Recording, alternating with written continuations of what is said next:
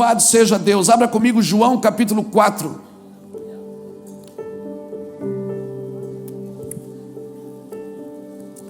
Oh, aleluia.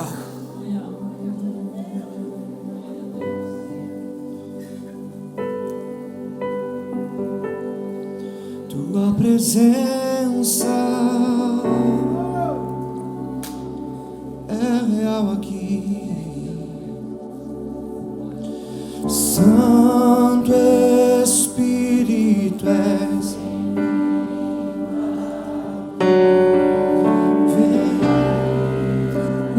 Dar encher esse lugar é o desejo do meu coração.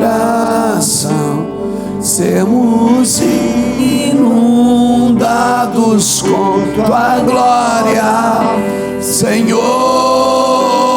Santo Espírito, és bem-vindo aqui. Vem inundar, encher esse lugar. É o desejo do meu coração. Sermos inundados com tua glória, Senhor.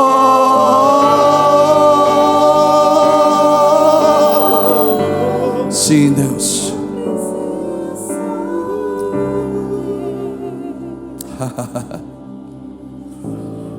João 4, versículos 5 em diante.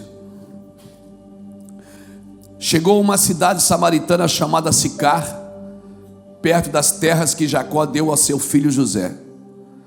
Estava ali a fonte de Jacó, e Jesus, cansado da viagem, assentou-se junto à fonte. Era quase a hora sexta.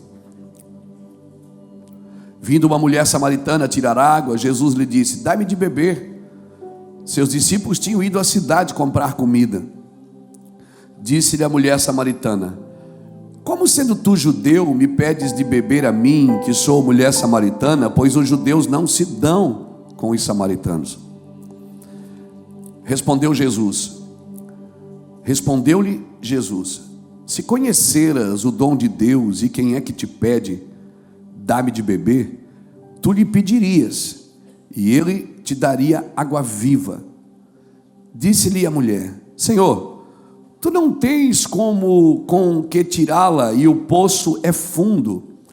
Onde tens a água viva? És tu maior do que o nosso pai Jacó, que nos deu o poço, do qual ele próprio bebeu, e bem assim os seus filhos, e também o seu gado? Aleluia. Glória a Jesus. Obrigado, Senhor, pela tua palavra.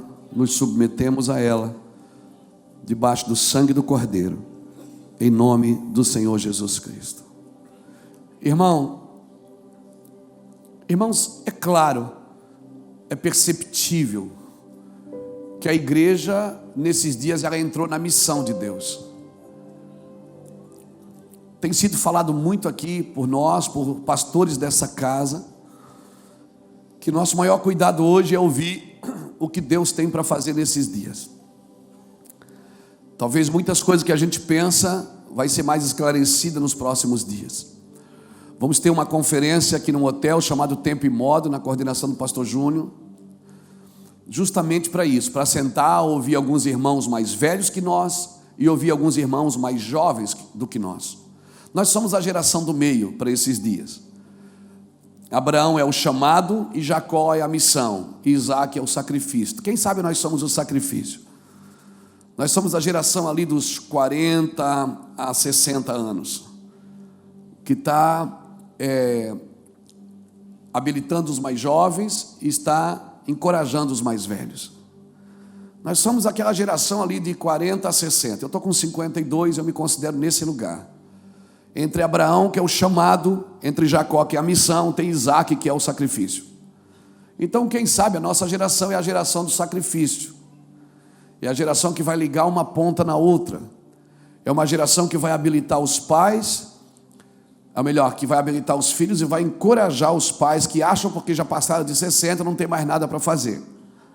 Que acham porque já estão com 65, 70, já está acabando o tempo, né? Agora eu vou jubilar. Ei, esquece de jubilar, por favor. Tire essa palavra do seu currículo. Quem te jubila é a igreja, não é Deus. Deus não te jubila nunca. Amém? Enquanto você viver, você tem voz. Enquanto você viver, você está ali trabalhando na presença de Deus. Amém? Eu acho que o maior erro da igreja é tirar os velhos do altar. Né? Eu acho que o maior erro da igreja é fazer essa substituição sem respeitar o processo. Mas amém, isso é só o que eu penso. Então, a minha pergunta é: se eu tivesse que perder membro da minha igreja para a missão de Deus, como eu me comportaria nesses dias? Se eu tivesse que perder membro da minha igreja, aí talvez você diga: não, mas a igreja é a missão de Deus. Mas será que toda a igreja está fazendo a missão de Deus? Será que toda a igreja está comissionada, ela está encaixada na missão de Deus? Porque nós temos a missão da igreja e temos a vida da igreja. A igreja tem uma vida, e às vezes ela entra para dentro para viver a vida da igreja e ela esquece da missão dela. E às vezes ela só entra na missão e esquece da vida dela.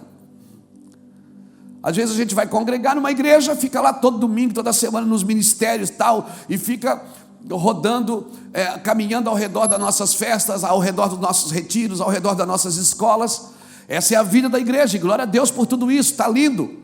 Mas a igreja tem uma missão, e eu não posso comprometer a missão por causa da vida. Então eu entro para dentro, entrar é para dentro, não é para fora, sempre entra para dentro, né? Eu entro, e então eu venho para dentro, e aí eu começo a viver a vida da igreja, e como é precioso, irmão, estar bem junto a ti, juntos lado a lado, andarmos com Jesus, glória a Deus, né? Glória, tudo lindo, células, almas, graça caindo, todo mundo ganhando alma, todo mundo feliz. Semana que vem vai ter o teatro, na outra semana tem o retiro, na outra tem a escola, hoje vai ter pipoca, amanhã, semana que vem tem pizza, e nós vivemos a vida, e é gostoso viver a vida da igreja, porque nós precisamos disso. Nós temos pouco lazer, a nossa alegria é servir ao Senhor, a nossa alegria é poder estar em alguns lugares com o Senhor. Então a vida da igreja é lindo, irmão, é maravilhoso, só que a igreja tem uma missão, e a gente precisa ter esse equilíbrio também, assim como a graça e verdade, a gente também precisa ter o equilíbrio entre a missão da igreja e a vida da igreja. A igreja recebeu o encargo de ir por todo mundo e pregar o evangelho a toda criatura.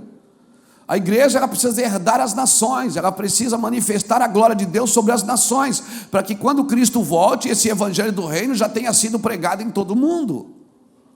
Então nós não podemos comprometer a igreja, nem a vida e nem a missão, e por isso eu preciso estar focado no Senhor, para poder entender esses dias. E aí quando a verdade de Deus, ela começa a passar por mim, eu tenho que cuidar para não usar a verdade de Deus para defender a minha causa própria. Porque senão eu uso as verdades de Deus só para defender a minha causa. A verdade de Deus, ela passa a ser a minha verdade, e não a verdade de Deus, se eu usar ela só para a minha causa. Quando a verdade de Deus passa por mim, é para tocar a todos. Não é para agregar só pessoas à minha causa, porque nem tudo eu vou fazer. E eu preciso ter esse entendimento, irmão. Nós tivemos aqui essa semana passada a escola O Reino em Movimento, foi muito bom, recebemos irmãos que estão atrelados às missões, que estão comprometidos com as nações, e foi muito forte, fomos desafiados, e bênção. E essa igreja é uma igreja missionária, ela carrega missões já na sua nomenclatura, missões evangelísticas, vinde amados meus. A igreja tem uma missão, mas ela também tem uma vida. E eu creio que a vida da igreja, ela ajuda muito na maturidade dos cristãos, né? A vida da igreja, o convívio da igreja ajuda a gente a amadurecer, ajuda a gente a ouvir, ajuda a gente a falar, ajuda a gente a ser curado, um levando a carga do outro, um curando o outro, um estendendo a mão sobre o outro, abençoando a necessidade do outro, e glória a Deus, isso tudo é lindo e maravilhoso, mas o objetivo final sempre é a missão da igreja. A vida da igreja tem que produzir a missão da igreja. E a missão da igreja não pode roubar a vida da igreja. Então nós precisamos ter esse cuidado. Senão nós não vamos amadurecer, irmão. Nós não vamos amadurecer para viver juntos, para viver no propósito. A gente vê todos os dias guerras espetaculares na internet, guerras teológicas, guerras de ideologias. As nomenclaturas estão voltando, as pessoas estão perguntando de novo: você é tradicional, você é pentecostal, você é integral, você é o quê? O que é que você é? Porque eu só posso te ouvir se você for da mesma linhagem que eu, se você tiver argumento. Se você não tiver argumento, eu não te ouço. Então é difícil demais lidar com essas coisas. Então nós estamos correndo o risco de perder a maturidade. E alguns nem chegaram na maturidade ainda. Irmão, qual é a diferença do maduro e do imaturo? É que os dois não servem para nada. A diferença é que o maduro já sabe disso. E o imaturo ainda não. Mas ele vai amadurecer, ele também vai ver que ele não serve para nada. Só quando Jesus está na vida dele. Amém? Quando Jesus está dando diretiva para ele. Amém? Então, às vezes, ontem eu falei aqui, você vai na praia ali, você vê um salva-vidas salvando uma pessoa, a gente já viu, eu já tive esse privilégio, ou não sei se é privilégio que eu digo, essa experiência, essa fobia, eu já tive essa experiência de estar na praia e ver um salva-vida tirando uma pessoa da água, e na maioria das vezes, irmão, as pessoas que estão morrendo afogadas, na maioria das vezes sabem nadar, porque o que te mata não é a boca cheia d'água, é o desespero. O desespero mata você mais rápido. E aí o salva-vida chega com uma boia, e ele vem nadando com uma boia, aí ele joga a boia, e a pessoa, se ela estiver muito viva ainda, ela tenta agarrar nele e puxa o cabelo dele, é capaz de matar os dois. Então ele tem que esperar ela cansar. Ele bota na boia e traz. Quem sabe Deus não está esperando você cansar. Você está muito vivo. Quem sabe Deus não está esperando você cansar, está dando, salva-vida está ali ao redor, diz, eu vou te salvar, e você quer pular nele, e Deus diz, não, segura a onda aí, relaxa, descansa que eu vou te tirar daí, fica tranquilo, eu vou te tirar daí, amém? Então, querido, para salvar uma vida, você tem que esperar ela cansar, enquanto você estiver muito ativo, quem sabe Deus está esperando você dar uma cansadinha, hein? Amém? Nós não nos movemos por necessidade, nós nos movemos por propósito. Irmãos, quando aquele povo saiu do Egito, eles foram para o deserto. Quando eles chegaram no deserto, a primeira coisa que Deus mudou na vida deles foi o cardápio. Eles começaram a comer o pão que caía do céu, para deixar um princípio: olha, agora é eu que estou cuidando de vocês, vocês não são mais escravos. Vocês vão comer antes de trabalhar. Antes vocês trabalhavam para comer. Agora vocês precisam comer antes de trabalhar. Não sai por aí, irmão, querendo fazer tudo para Deus, se você não está comendo. Se você não está se alimentando daquilo que Deus colocou na mesa para você. Amém, querido? Pega isso no seu espírito. Agora, todos os dias, eles acordavam de manhã. A nuvem estava lá e o pão estava lá. Então eu vou me mover por quê? Ou eu me movo pelo pão, ou eu me movo pela nuvem. Ou eu olho para a nuvem que está me guiando, ou eu olho para o pão que está me alimentando. O problema é que se você se move pela necessidade, a nuvem não seguia o pão, era o pão que seguia a nuvem. Você está me entendendo? A nuvem não seguia o pão, era o pão que segue a nuvem. Ou seja, a nuvem parava, no outro dia tinha pão de manhã. Mas se você resolvesse deixar a nuvem para seguir o pão, e colher o pão, e esperando o pão, acordava de manhã, se você olhasse para baixo em vez de olhar para cima, você era movido por necessidade. E é o que eu vejo a igreja hoje, se movendo pela necessidade de ter mais membros, pela necessidade de pagar as contas, pela necessidade de ter relevância, de ter evidência, pela necessidade de fazer. Não! Vamos parar de olhar para baixo, vamos começar a olhar para a nuvem. A nuvem vai nos levar no lugar aonde Deus deseja. E se eu estiver seguindo a nuvem, o pão vai estar sempre lá, amém, querido? Não vai faltar pão para quem está seguindo a glória de Deus, amém, querido? Então, por favor, siga a nuvem. O que eu estou fazendo tem que ser duradouro, tem que ser perpétuo, tem que transcender gerações. Não pode ser só para o meu culto de domingo. Não adianta eu ficar dando coisas no altar para motivar a fé das pessoas. Se elas tiverem só fé sem amor, é terrível isso. Elas vão ser uma fé individualista, elas vão pensar só nela. Essa fé não é uma coletiva, essa fé não agrada a Deus. E a gente ensina de púlpito: olha, você tem que pegar esse envelope, botar esse dinheiro, porque sem fé é impossível agradar a Deus. Não, não é essa fé que a Bíblia está falando. A Bíblia não ensina uma fé de conquista, ela ensina uma fé de suporte. É uma fé, não é de conquistar coisas, é de suportar situações. Quando passares pelo fogo não te queimarás, quando passares pelos rios não te afogarás, quando passares pelos mares as águas não te submergirão, porque o Senhor teu Deus é contigo, para te guardar aonde quer que tu fores. A fé que a Bíblia ensina é a fé que suporta. E a gente não sabe suportar circunstâncias. Temos que suportar as guerras, irmãos. Amém? Suporta, deixa Deus fazer. Quando Davi saiu, Simei foi do outro lado do rio criticando ele. Davi disse: deixa esse cara falar. Quem sabe Deus levantou ele para expor a gente. Quem sabe foi Deus. Quem sabe é Deus que está fazendo e você pensa que é o diabo. E quem sabe é o diabo e você acha que é Deus. Quem sabe é o diabo que está dando oportunidades e você pensa que é Deus. E quem sabe é Deus que está te dando prova e você pensa que é o diabo. Então nós precisamos estar conectados com o Espírito para entender as nossas movimentações desse dia. Amém? Eu não sei, pode ser só na minha vida, mas tomara que seja na sua também, que eu não quero sofrer sozinho. Me parece que a vida toda nós vivemos um processo de abrir mão. Eu não sei, mas parece que no cristianismo é assim: sua vida toda, você abre mão de uma coisa por algo maior. Sempre abre mão disso por algo maior.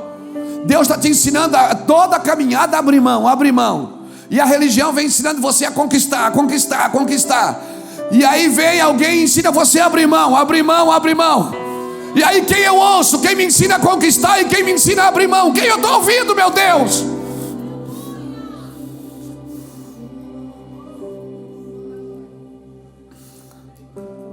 De um lado está dizendo: olha, se você não tiver, você está em pecado.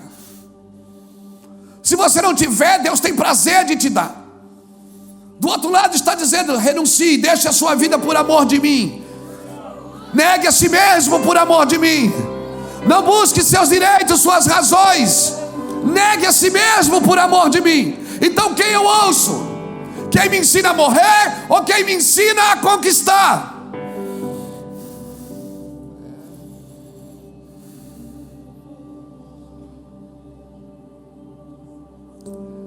Quem eu ouço? Quem diz que não tem cruz, não tem sofrimento, é só alegria? Ou eu ouço alguém dizendo: tome a sua cruz a cada dia e siga-me? Querido, o evangelho que não ensina você a negar a si mesmo não pode ser evangelho de Cristo.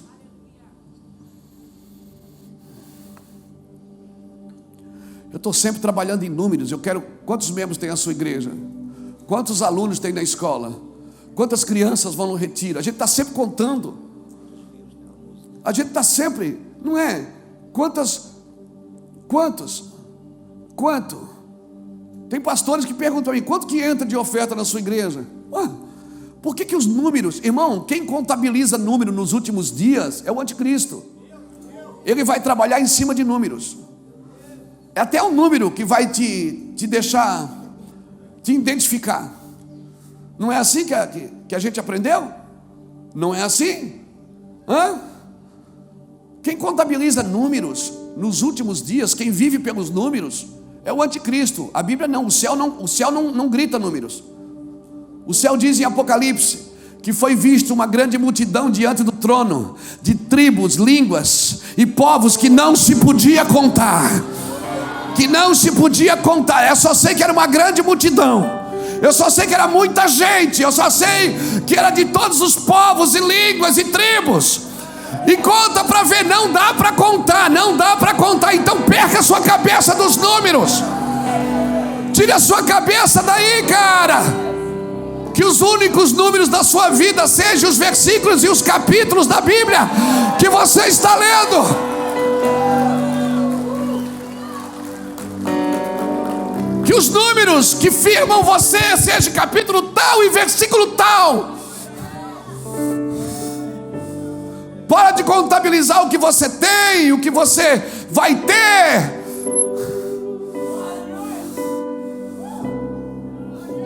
Aleluia. Deus não contabiliza números, querido. Deus contabiliza corações. Sim, a calculadora de Deus não tem número. Até porque Ele já sabe o resultado final. Ele faz o fim desde o começo. Glória a Jesus. Ele faz o fim desde o começo. Os céus gritam. Os céus, quando fala de número, diz: uma multidão que não se podia contar. Ah, meu Deus, alguém está me entendendo isso? Quando alguém perguntar quantos membros tem a sua igreja, você diz: uma multidão que não se pode contar. Uma multidão que não se pode contar. Aleluia. Porque quando eu vou na sua igreja, Ademir, também é a minha igreja. Quando eu vou na assembleia, também é a minha igreja. Quando eu vou na quadrangular, também é a minha igreja. Na batista, na presbiteriana, também é a minha igreja. Então como é que eu vou parar para contar os membros dessa igreja? Na sua denominação pode ter números, mas na minha igreja, lá no Mato Grosso, da sua denominação você pode ter números, contabilizá-los, mas na igreja de Cristo você não consegue. Sim, Deus quer salvar a todos. Não significa que todos serão salvos, mas Ele quer. Ele quer muito. Ele quer todos. Ele não quer que nenhum se perca. Ele quer todos para Ele. O inferno não foi feito para homens. Ele quer tudo. Ele ama tudo. Ele ama todos. O seu amor não está limitado a quem faz o bem ou a quem faz o mal. Ele ama, inclusive, quem faz o mal, porque senão Ele não seria Deus. Senão Ele não seria o Pai. Ele ama o filho que está no púlpito e ama o filho que está na cadeia. E quer saber, Ele sempre exerce mais misericórdia com aquele que necessita de misericórdia.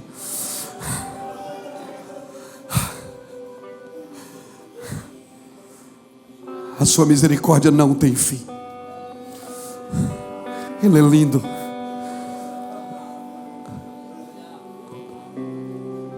Mas esse amor você não pode estudá-lo, você só tem que experimentá-lo. Você não consegue estudar um amor desse.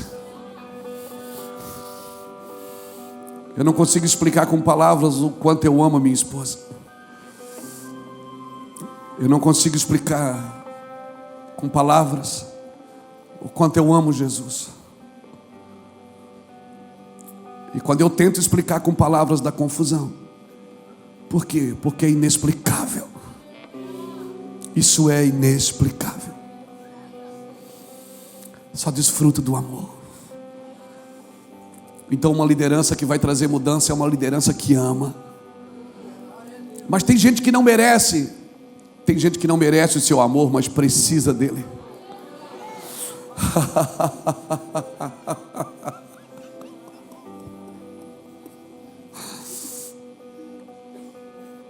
Ele morreu por nós, sendo nós ainda pecadores. Assim como eu me entreguei, Luiz, a minha vida por amor de vós, deveis vós também entregar as vossas vidas. pelo próximo. Esse amor, Felipe, a gente tem que experimentar, não dá para falar dele. Por isso que a Bíblia diz que aquele que é muito perdoado, a muito ama. Como você vai comparar o amor de alguém que foi muito perdoado e de alguém que nunca desfrutou da misericórdia? É difícil de falar de amor. Amor você só olha e quer. Quem é casado aqui sabe o que eu estou falando. Quando você está com o seu cônjuge na intimidade, não tem muitas palavras, que não tem que falar muito. Você só desfruta. E não tem convite. Você só olha e se achega. Assim é como o marido ama a sua mulher, é assim que Cristo ama a sua igreja, cara. Acorda. Você precisa desfrutar desse amor.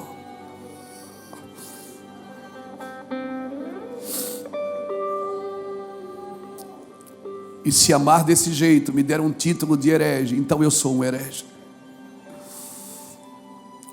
Se amar desse jeito me der um título de falso mestre, então eu sou um falso mestre. Se amar desse jeito me levar para inquisição, então eu preciso morrer queimando. Porque eu não vou mudar. Eu acredito dessa forma. O meu Deus, Ele é amor, Ele não tem amor. Ele é. Uma liderança que promove paternidade é uma liderança que vai trazer mudança. O que é promover paternidade? É mostrar Deus como um pai carinhoso e amoroso, mesmo para quem não merece, mesmo para quem o ignora, mesmo para quem não o quer, mesmo para quem o rejeita. Mas você está sempre apresentando um Deus bom, um Deus bom. A base do trono de Deus é justiça e juízo. Mas a essência dessa justiça e desse juízo sempre foi o amor. Um coração contrito e um espírito abatido nunca o meu Deus desprezou. Ele nunca desprezou Davi. Alguém que fez mal a vida inteira e no dia da sua morte pediu misericórdia. Ele não desprezou um ladrão que estava na cruz e disse: me ajude. Ele disse: hoje você vai estar comigo ainda hoje você vai estar comigo. Por favor, não me diga que Ele quer salvar só alguns. Eu estou pregando o Evangelho para todos, para quem merece e para quem não merece, para quem quer ouvir e para quem não quer, em tempo e fora de tempo, exortando, ensinando, amando, abraçando, beijando, edificando, exortando também. Então nós vamos precisar de uma transição nesses dias, de pensamento e de vocabulário, se nós queremos desfrutar do amor de Deus e propagar o seu amor. Amém? Eu acredito, querido, nessa sinergia. Eu acredito nessa sinergia de gerações, como diz o meu irmão Júnior, pais e filhos trabalhando juntos. Eu acredito nisso com todo o meu coração, de toda a minha alma, de todo o meu espírito. Eu acredito nisso, e eu vivo isso. Eu não só prego, não, eu vivo. Do meu lado não tem ninguém com fome, nunca. Do meu lado nunca vai ter ninguém sofrendo sozinho. Se eu não puder ajudar danado, eu vou sofrer junto, mas eu vou estar junto. Se eu não puder fazer nada, pelo menos as minhas lágrimas Ele terá. Então entenda, você está aqui como um líder para mudar essa geração. E um líder que vai promover mudança, primeiro ele gera paternidade. Ele está sempre mostrando um pai amoroso. E se o pai quiser trazer justiça e juízo, é o pai que vai fazer isso. Pregamos justiça, pregamos juízo, pregamos os finais dos tempos. Mas agora eu quero amar. Agora eu quero amar. um líder que vai trazer mudança, ele vai promover intercessão. No café passado eu preguei sobre Abacuque, capítulo 1, lembra? Que Deus começou a mostrar para Abacuque toda a tristeza, toda a dor. E Abacuque diz: até quando tu me mostrarás derrota? Até quando tu me mostrarás tudo isso? Quando Abacuque começa a criticar, Deus não fala nada com ele. Mas quando ele diz, no capítulo 2, subirei à torre de vigília e ouvirei aquele que fala comigo. Então o Senhor passou por ele e disse: escreve a visão, porque não é para este tempo, para que aquele que passe correndo, corra com ela. No capítulo 2, Abacuque entendeu que o justo vive pela fé. E no capítulo 3, então, ele fala de avivamento. Ele diz: Senhor, aviva tuas obras no meio dos anos. Aviva a tua obra no meio dos anos. Ou seja, Abacuque no capítulo 1, ele começa criticando. No capítulo 2, ele toma uma posição, André, e vai para uma torre de vigília. Ele diz: sabe o que eu vou fazer? Eu vou interceder por esses dias. Então ele começa a interceder. Quando ele começa a interceder, Deus dá uma visão para ele. Porque Deus não dá visão para crítico, Ele só dá visão para intercessor. Enquanto você ficar na internet batendo na igreja, dando pau na igreja, atacando os líderes, Deus não vai te dar visão. Não vai, você nunca vai saber o que fazer. Você está sempre fazendo algo porque você não tem algo para fazer. Você está sempre fazendo algo porque você não tem algo para fazer, porque você não tem uma diretiva clara de Deus. Porque Deus não dá visão para críticos e acusadores. Quando Abacuque subiu da torre e disse: eu vou ouvir o Senhor. No versículo seguinte Deus diz: então escreve a visão, porque agora eu vou te dar uma visão. Você está interessado pelo que eu estou mostrando. Deus estava dizendo o seguinte: Abacuque, eu não estou mostrando caos para você reclamar, eu estou mostrando caos para você interceder. Então, por favor, quando ouvires sobre guerra e rumores de guerra, te prepara, porque é o Senhor que está voltando. Amém? Quando você ouvir caos, quando Deus te mostrar caos, quando Deus te mostrar o pecado da cidade, quando Deus te mostrar o pecado da nação, festeja. Por quê? Porque Ele vai te dar uma visão. Você não pode entrar no lugar de crítica, você tem que entrar no lugar de visão. Os consertadores da rede são homens que ouvem os pais. Marcos capítulo 1, versículo de 12 em diante, 13. A Bíblia diz que Jesus foi andando e encontrou Pedro e André lançando a rede, porque eles eram pescadores. Diz assim: indo ele um pouco mais adiante, encontrou Tiago e João, filhos de Zebedeu, com seu pai no barco, consertando a rede. Foi os 4 primeiros discípulos que Jesus chamou: 2 que lançavam a rede e 2 que consertavam a rede.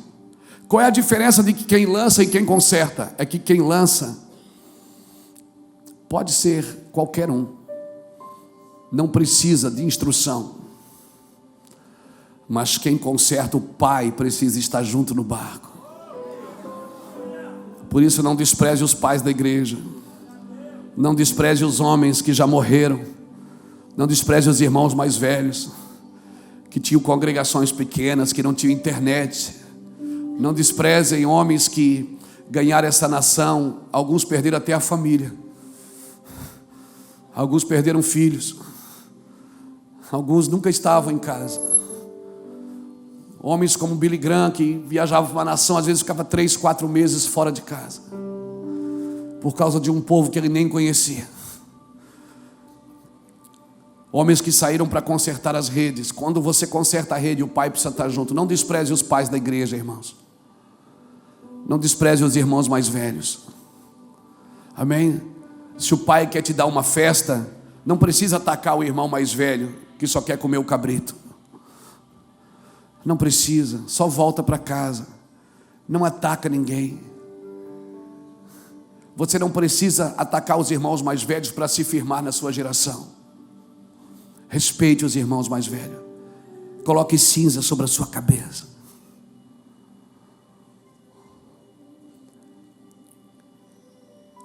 Por favor, saia de um lugar de crítica e entre num lugar de intercessão. Fala isso para o irmão que está do seu lado: você não é um crítico. Diga: seu canal na internet diga seu Instagram, diga seu Facebook, diga seu e-mail. É para promover o reino de Deus. Não é para defender suas ideias. É para promover o reino de Deus. Fala para ele, fala para ele. Promova o reino de Deus. Se Deus te deu evidência, se Deus te deu fama, você não precisa atacar os irmãos mais velhos para se firmar na sua geração. Você deveria estar submisso aos irmãos mais velhos. Talvez você esteja só submisso aos irmãos mais velhos da sua ideia. Ouça as pessoas, ouça mais gente. Pega o que eu estou falando aqui e julga. Ouça mais pessoas. Às vezes nós saímos daqui e vamos em congresso para ouvir outros irmãos. Eu fiquei uma semana lá no Kansas City para ouvir Mike Bickle, o que ele estava falando sobre casa de oração, o que ele estava falando sobre coisas. Essa semana me ligou um irmão que é um pastor e é coach também. Deus está usando ele no Brasil, ele quer sentar comigo, quer me ouvir. Disse: Luiz, eu quero te ouvir, porque eu não quero perder a linha. Eu sei que eu também tenho muito para contribuir, mas eu quero te ouvir também. Um irmão precioso, que está fazendo coisas boas no Brasil. Jovens que se assentam para ouvir a gente. Irmãos mais velhos, Dandu, que falo com ele quase toda semana. Ele diz assim: você está feliz? Como é que fala em inglês você está feliz? Are you happy? Toda semana ele me liga: Luiz, você está feliz? Me chama eu pego o tradutor, Google Tradutor, eu amo você. E eu ponho no Google Tradutor e escrevo em português e traduzo para o inglês, né? E passo para ele também em inglês, irmão. Um homem com 75 anos. Homens mais velhos. Vamos ouvir os mais velhos. Vamos ouvir o que é, como que era o evangelho na época deles. Vamos ouvir. A gente está contextualizando tudo, irmão. Isso é muito bom, não é ruim não. Mas vamos sentar para ouvir os irmãos mais velhos. Irmãos que já sofreram. Irmãos que já sofreram com os filhos. Já quase perderam o casamento. Enquanto você não tem experiências para contar, você só tem informações. Mas você também vai ter problema no seu casamento. Você é menino, tem 20 anos, 30 anos. Você não tem 52. Você nunca passou uma noite em clara com um filho, orando até a febre baixar. Você nunca acordou de madrugada para ir socorrer um membro da igreja que levou um acidente de carro. Você nunca teve experiências de ver pessoas morrer nas suas mãos. Você nunca viu fome. Você nunca foi numa nação e viu alguém morrer de fome e você procurar coisa em você para dar e não ter o que comprar para dar. Se você está só no campo da informação, por favor, feche a boca agora. Você precisa contar suas experiências. São as suas experiências que deixam cicatrizes em você. Não são os seus diplomas pendurados na sua parede. São as suas experiências que vão marcar você para sempre. Então, por favor, saia de um lugar. Saia de um lugar de só ver defeito na igreja. E entre num lugar na torre de vigia. Meu pastor, meu pastor é assim, a minha igreja é assim. Chore por ela. Ore por ela. Ela não começou assim, eu te garanto que não. Diga para Deus: Deus, traz de volta a ideia original. Leva ela de volta à ideia original.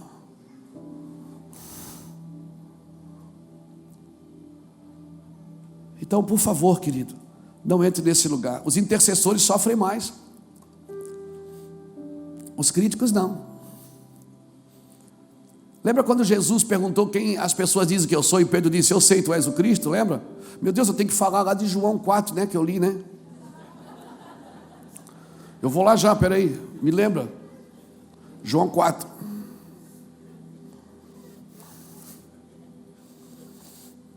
Estou na introdução, mas já vou chegar lá já.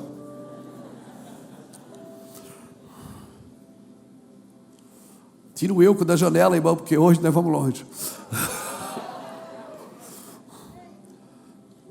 O Eutico, né? Eutico, né? Eutico. É Eutico, desce daí. Hoje tu vai. Então, querido, Jesus perguntou: o que as pessoas dizem que eu sou? Pedro disse: eu sei, tu és o Cristo, o Filho do Deus vivo. Jesus disse: tu és Pedro.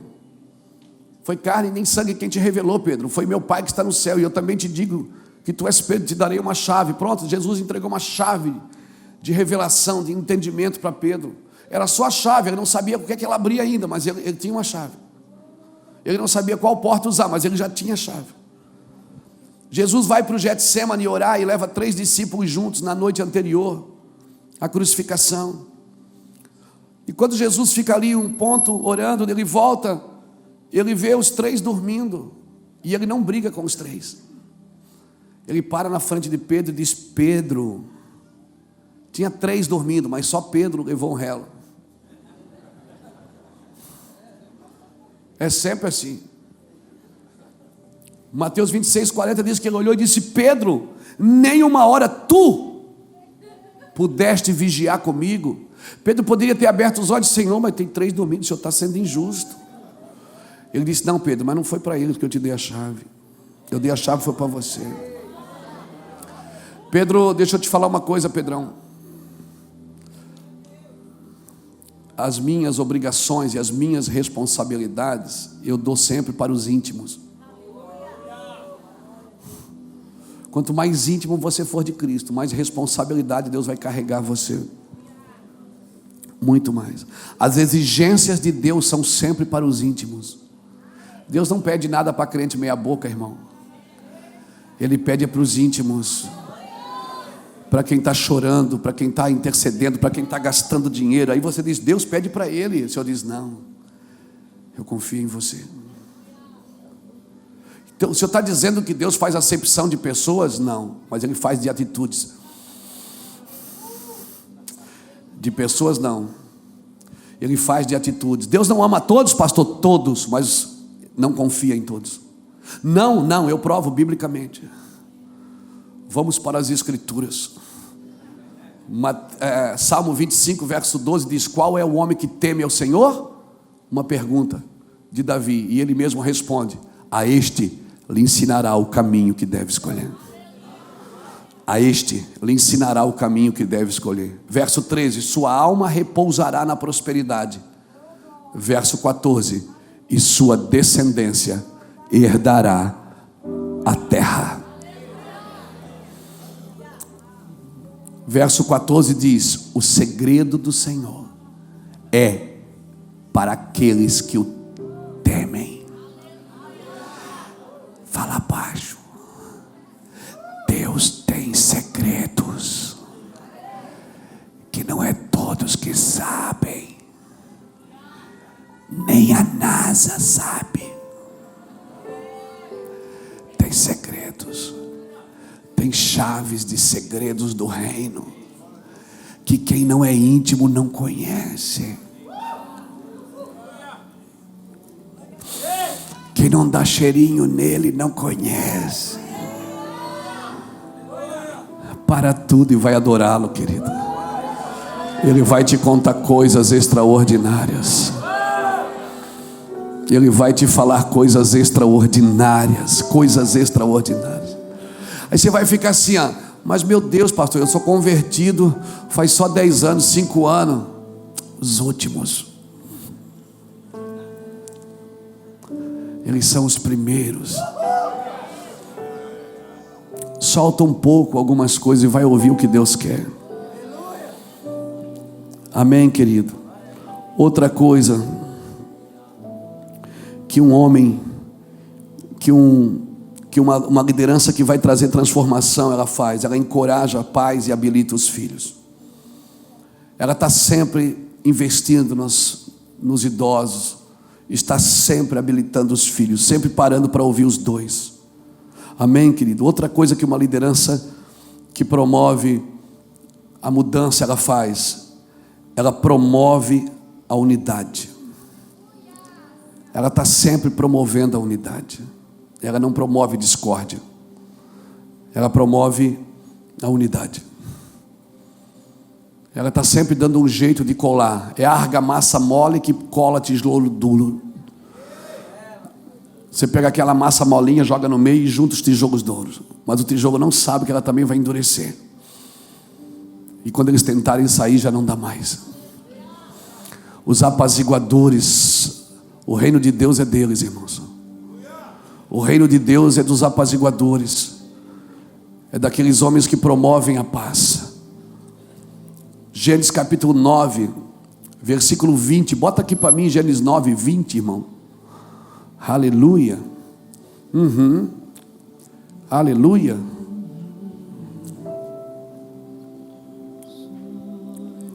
Noé, que era agricultor, foi o primeiro a plantar uma vinha. Bebeu do vinho, embriagou-se e ficou nu dentro da sua tenda. Cã, pai de Canaã, viu a nudez do pai e foi contar aos 2 irmãos que estavam ao lado de fora. Mas Sem e Jafé pegaram a capa, levantaram-na sobre os ombros e, andando de costas para não verem a nudez do pai, cobriram-no. Quando Noé acordou do efeito do vinho e descobriu o que seu filho caçula lhe havia feito, disse: maldito seja Canaã, escravo de escravo seja para seus irmãos. Disse ainda: bendito seja o Senhor Deus de Sem, e seja Canaã seu escravo. Amplie Deus o território de Jafé, habite ele nas tendas de Sem, e sejam Canaã seu escravo. 3 filhos. Um entra sozinho, vê o pai nu, o que é que ele faz? Ele vai lá fora e zoa e brinca com a nudez do pai. Pastora Rosica, empresta esse pano aqui para mim, rapidinho. Vem aqui, Felipe. Vem aqui, Davi, por favor. Eu sou o Noé, o bêbado. Sem e Jafé, eles entraram de costa e cobriram o pai. Vem, cobre. Eles cobriram o pai, porque a unidade, ela sempre cobre. O individualismo mostra vergonha. Uma pessoa individual, que quer fazer as coisas na sua individualidade, ela está sempre expondo a vergonha dos outros. A unidade não. A unidade sempre promove cobertura do corpo. As pessoas que andam juntas, elas sempre promovem a cobertura do corpo. Eles entraram de costa. Eles não olharam para o bêbado, eles olharam para o pai. O individualismo sempre vê primeiro a embriaguez. Ele não vê o pai, mas a unidade não. Então, uma liderança que vai trazer mudança, seja um homem que promova a unidade, seja uma mulher que promova a unidade. Amém, queridos? Fala isso para quem está do seu lado. Promova a unidade. Promova. Amém. Outra coisa que uma liderança que vai trazer mudança faz: a liderança que promove a transparência.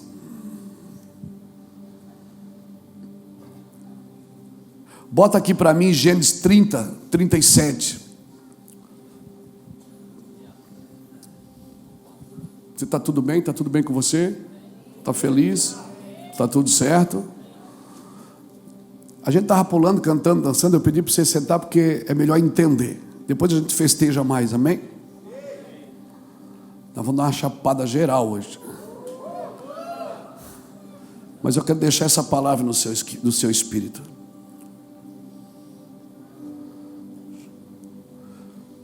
Gênesis 30, 37. Jacó pegou galhos verdes de estoraque, amendoeira e plátano, varas verdes, né?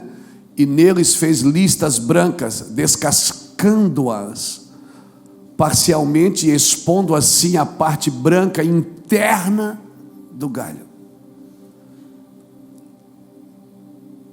Depois fixou os galhos ou as varas descascados junto aos bebedouros na frente dos rebanhos, no lugar onde costumava beber água.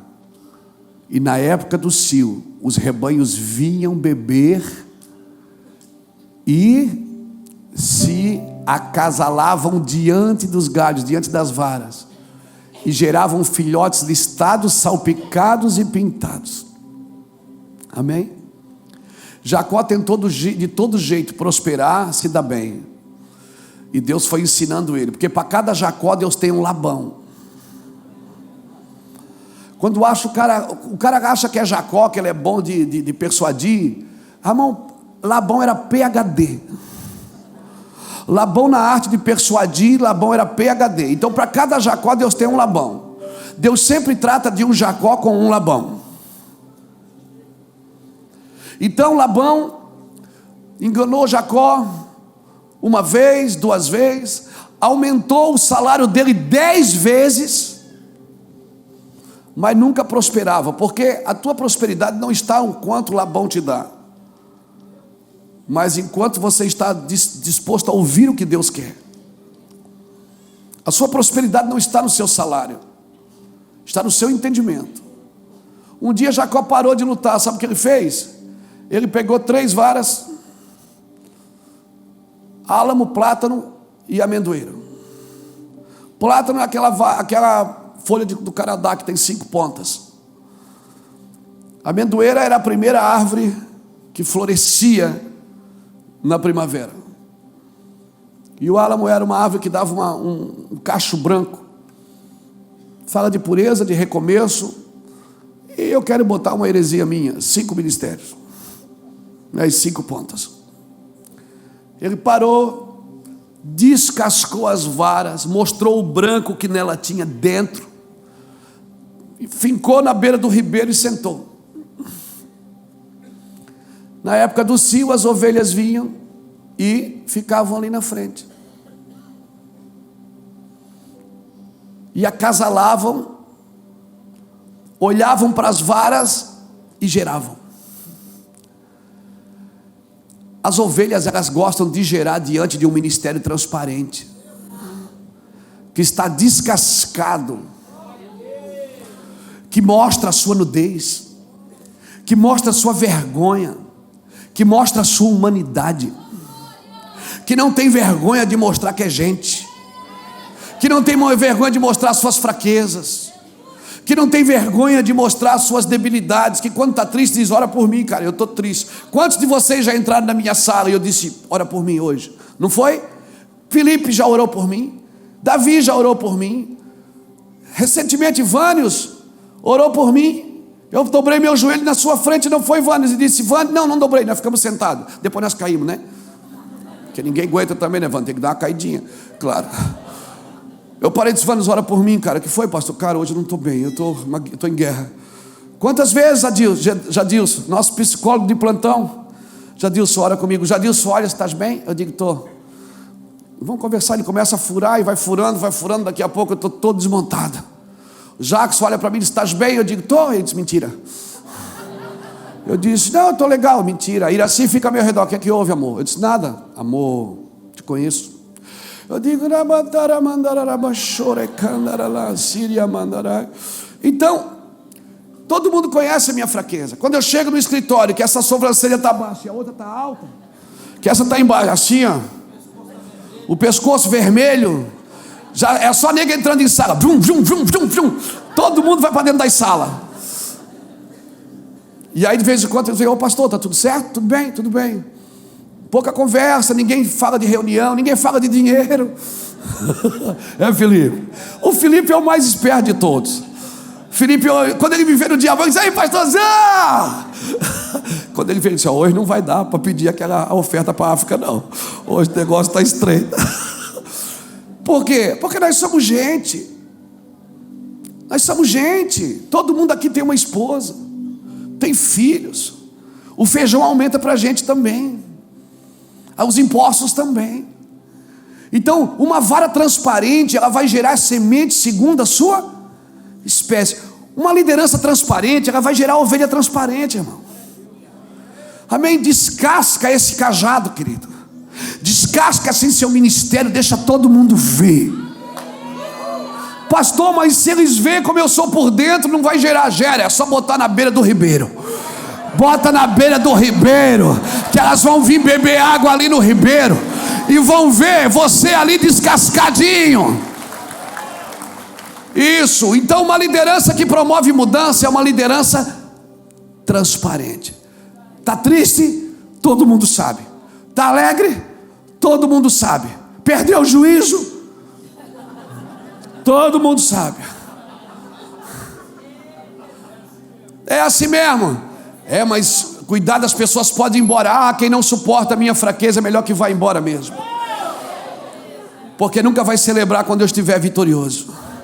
Nunca vai celebrar as vitórias. Quem não suporta as dores, as fraquezas, os dias de luto, os dias do lixo, todos nós temos, irmãos, e ninguém vai disfarçar. Vamos ser gente. Vamos ser gente. Amém? Então coloca. Tem um homem, como é que é o nome dele? Esse cara aqui é sábio. Espera aqui. Como é que, Davi, como é que fala esse nome aqui? Chuck Swindoll. Como dizia Chuck Swindoll? Chuck Norris, Chuck Swindoll. É primo dele, não é? Como dizia Chuck Swindoll sobre o ministério, ele diz assim: o fundamento do ministério é o caráter, não uma habilidade profissional. A natureza do ministério é o serviço, não sendo servido. O motivo do ministério é o amor, não o dinheiro ou o poder. A medida do ministério é o sacrifício, não o sucesso. A autoridade do ministério é a submissão e não a posição. O propósito do ministério é glorificar a Deus, não glorificar a nós mesmos. As ferramentas do ministério são oração e as escrituras, não um manual de marketing. O privilégio do ministério é o crescimento pessoal, não os números.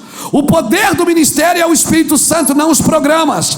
O modelo do ministério é Jesus Cristo, não uma corporação ou um homem.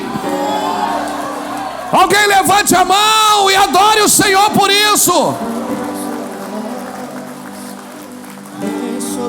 Chuck Swindoll, eu amo você, cara. Você está me entendendo? Irmão, a pregação da bênção, a pregação da prosperidade gerou uma geração de baixa tolerância. Gerou uma geração de baixa tolerância, que não sabe lidar com a dor, com a frustração, porque a gente tirou a dor do meio da igreja. Essa pregação de conquista. Nós como pais, querido, erramos quando superprotegemos, quando queremos falar de coisas que não dá para explicar. Sempre que você tenta explicar algo, você não consegue. E agora eu quero falar de João 4. Deixei por último. Então marca aí, uma liderança que promove mudança, promove paternidade, respeita os mais velhos e habilita os mais novos. Promove clareza, promove unidade. E por fim ela promove legado. João 4. Vamos falar das escrituras que nós lemos lá, faz 1h15 que nós lemos.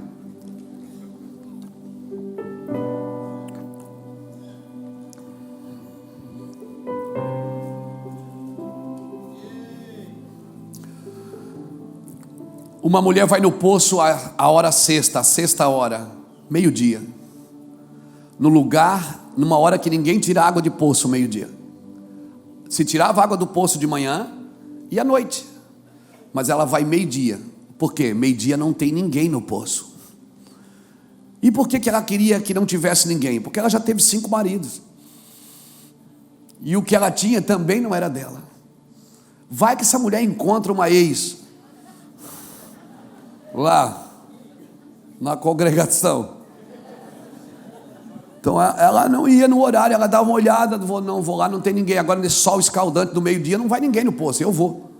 Então ela ia sozinha, só que naquele dia ela se deu mal, ou se deu bem, porque o Nazareno estava lá, o surfista da Galileia, o cabeludo, o filho da irmã Maria, né? Estava lá, o Jesus.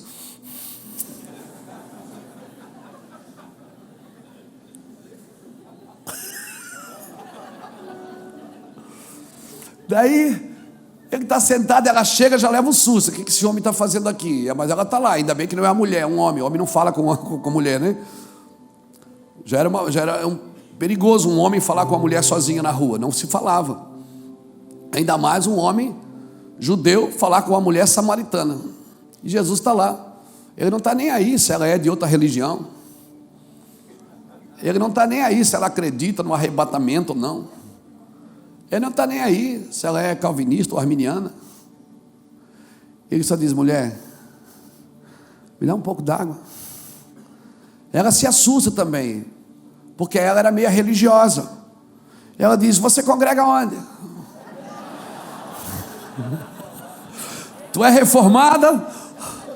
Ou tu é puritano? Tu é o quê? Ele diz: não, eu sou... Não falou nada. Ela diz: tu é judeu, por que tu está me pedindo água? Nós não comungamos, nós não conversamos. Então Jesus diz: mulher, se tu soubesse quem te pede, tu é que pedirias, e eu te daria água viva. Irmãos, de repente a mulher solta uma pérola. Ela diz: és tu maior do que o nosso pai Jacó, que nos deu o poço, que ele bebeu, seus filhos beberam, seus rebanhos beberam? Então a pergunta dessa manhã é: quantas gerações vão beber do que você está cavando? Quantas gerações? Primeiro, você bebe do que você ensina? Ou você é daquele que vende um produto e usa o outro?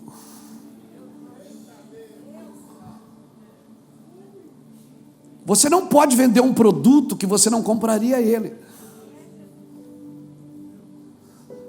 Você bebe, porque ela disse, ele mesmo bebeu. Nós bebemos? Não bebemos, Jacques? Bebemos. Você bebe do que você está ensinando? Eu bebo. Eu bebo do que eu estou ensinando. Eu acredito no que eu estou dizendo, de todo o meu coração. E se o senhor estiver errado? Então eu vou estar errado, mas eu acredito. Enquanto eu não tenho uma verdade maior do que essa, é essa verdade que eu acredito.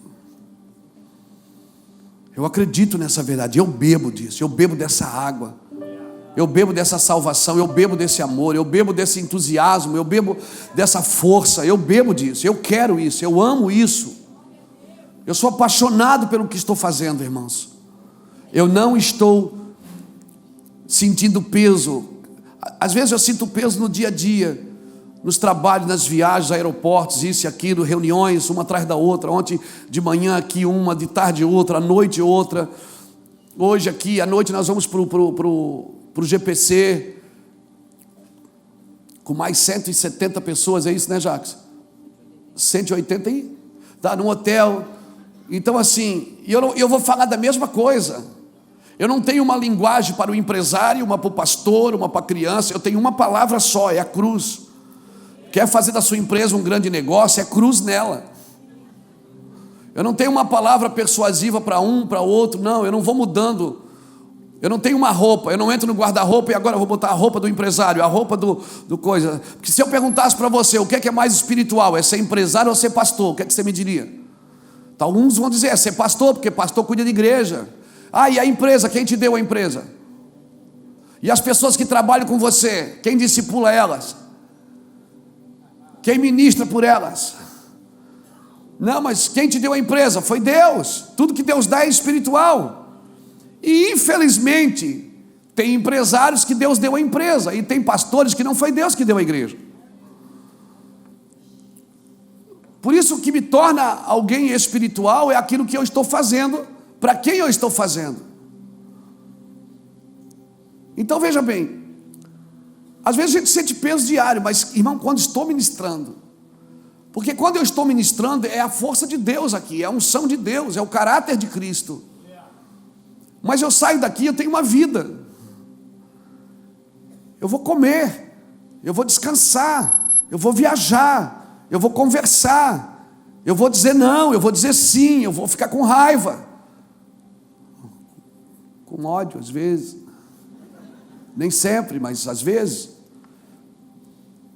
triste, eu vou chorar, eu vou me alegrar, e você não pode anular isso do seu cristianismo.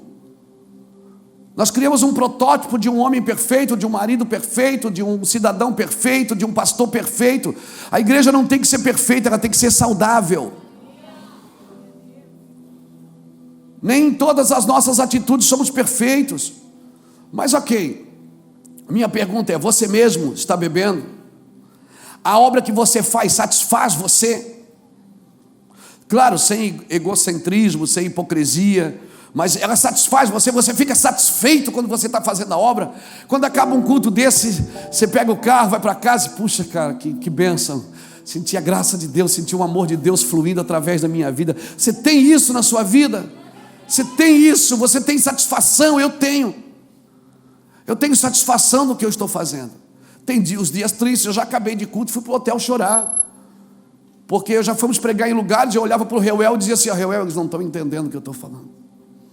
Havia tanto peso naquele lugar, tanta dificuldade, mas a gente foi cantando, né?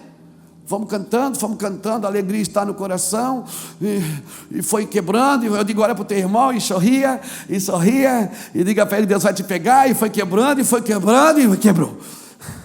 E aí quando quebrou, nós entramos. Quando eles olharam, só estava o cabo da espada de fora, a espada já tinha entrada. Mas os lugares são assim. Agora, você está satisfeito do que você está fazendo? Porque se não está satisfazendo você primeiro, você tem que parar. Paulo estava preso e falava para Silas: puxa um dó maior aí, vamos cantar. Paulo preso numa cadeia e dizia: nós estamos assentados com Cristo nas regiões celestiais. Paulo sabia que ia perder a cabeça e dizia: guardei a fé, eu não negociei a minha fé, o que eu acredito eu não negociei. Então aprenda a viver do poço que você está cavando, materialmente, espiritualmente e emocionalmente. Se você não tiver um coração sarado, você vai se sentir sempre ameaçado pelo outro. Se você não tiver um coração sarado, você vai estar sempre se sentindo ameaçado por alguém. Desfrute do que você está fazendo, desfrute, isso vai nutrir a sua vida. Dar água para os outros aqui é fácil. Quem quer água de Deus, quem quer bênção, é fácil. Difícil é você viver dela.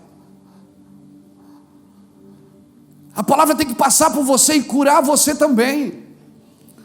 Vir aqui jogar água nos outros é fácil. Difícil é a gente virar o balde na gente. Difícil é a gente beber mesmo daquilo que a gente está fazendo. Porque se eu estou num lugar e bebo de outro, eu já estou mentindo para a minha consciência.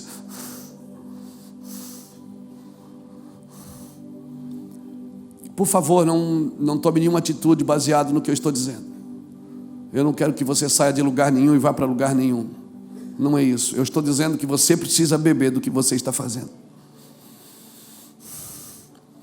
Porque se você ensina uma coisa no domingo para os outros, mas na segunda-feira você diz: isso não é para mim, então você não pode mais falar sobre isso para ninguém.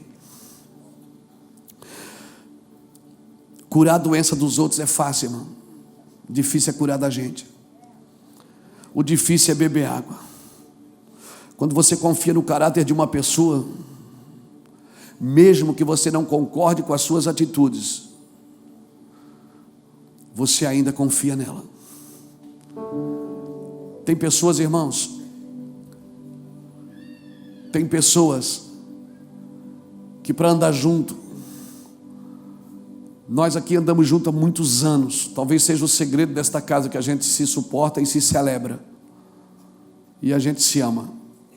Podem falar o que quiser, isso é falsidade, não é? Nós nos amamos, e eu sei quando nos amamos, porque quando o sapato aperta na vida de alguém, pula todo mundo em cima para salvar.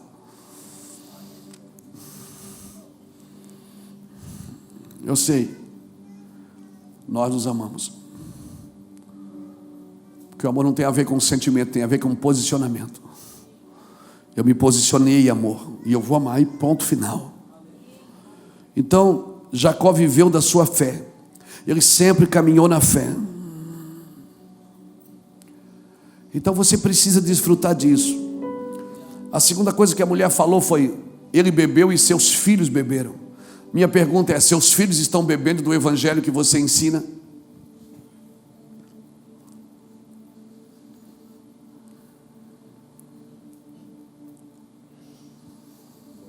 Porque quem discipula seus filhos não é o pastor. Quem discipula suas crianças não é o Clava. Pastor Clava, que é pastor do Ministério Infantil. Quem discipula seus filhos é você. Seus filhos comem do que você dá a eles? Bebem do que você dá a eles? Ou não? Ele só tem você como pai, não como pastor do coração deles. Porque se isso não está acontecendo, está errado. Ah, mas é jovem, jovem é assim mesmo? Não, jovem não é assim mesmo.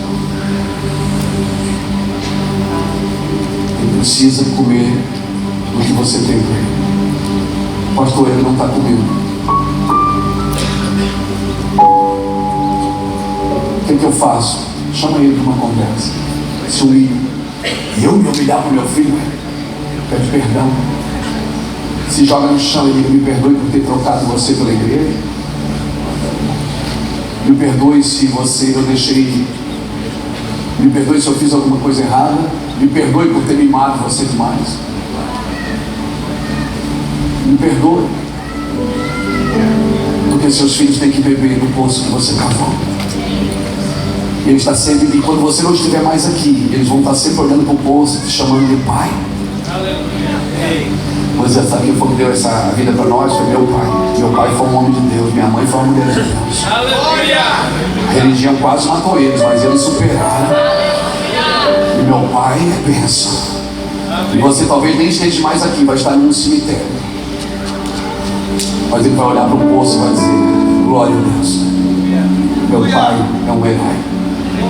Ele bebeu e deixou para mim um poço. Então, primeiro você tem que beber. Segundo, seus filhos têm que beber. Terceiro, seus rebanhos têm que beber.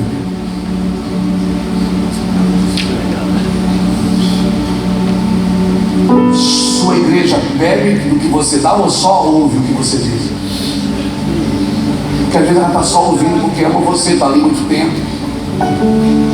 Está ali muito tempo com você, não tem coragem de ir embora porque estou aqui 10 anos, 20 anos, né? Meu pastor querido. Mas ela não bebe do que você dá. Ela não bebe. Ela só ouve, mas não bebe. Então, querido, eu quero deixar essa palavra para você. Uma liderança que traz mudança, ela faz isso. Ela promove paternidade, promove unidade, promove transparência, honra pais e filhos e promove o legado.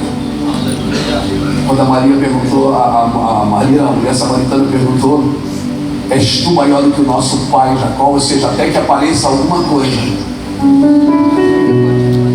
que traga clareza no que eu já creio, eu estou firmado no que meu pai deixou. És tu maior que o nosso pai Jacó, que nos deu o poço? Centenas de anos depois, Samaria ainda chamava Jacó de pai. E bebia do poço. E sabe quem bebia do poço? Quem era casado e quem já tinha sido marido. Sabe quem bebia do poço? Quem tinha a vida toda certinha e quem se perdeu todo na vida. Ela já teve 5 maridos. E Jesus disse: o que tu tens não é teu, é o 6º. Mas quando o 7º passou na vida dela, o 7º homem, o perfeito, aquilo que tira você do lugar que você criou, achando que traria felicidade. Quando o 7º homem passa por você, aleluia. Então deixa todo mundo beber. Sabe quem bebe no poço? Sabe quem pode beber nesse poço? Quem fez tudo certinho na vida e quem se perdeu na vida. Quem não deu certo no casamento, quem não deu certo na empresa, quem não deu certo, quem é prisioneiro de vícios. O poço está ali. Se você quiser, quem sabe você encontra Jesus essa manhã. Quem sabe ele diz para você: vai chamar seu marido. marido, seja verdadeiro com ele, diga: eu não tenho. Ele disse: disseste bem. Sabe o que aconteceu com aquela mulher? Ela não precisou mais daquele cântaro para carregar água. Ela deixou o cântaro e disse: achei uma fonte, achei uma fonte, achei uma fonte. Agora tem gente que não acha fonte nunca, vai bebendo cântaro a vida inteira. Vai bebendo a sua religião a vida inteira. Meu Deus. Tem que estar sempre chegando escondido e saindo escondido, porque tem medo de ser exposto pela glória de Deus. Não tenha medo, filho. Hoje deixa um cântaro aqui nesse lugar. Solte um cântaro aqui e seja cheio.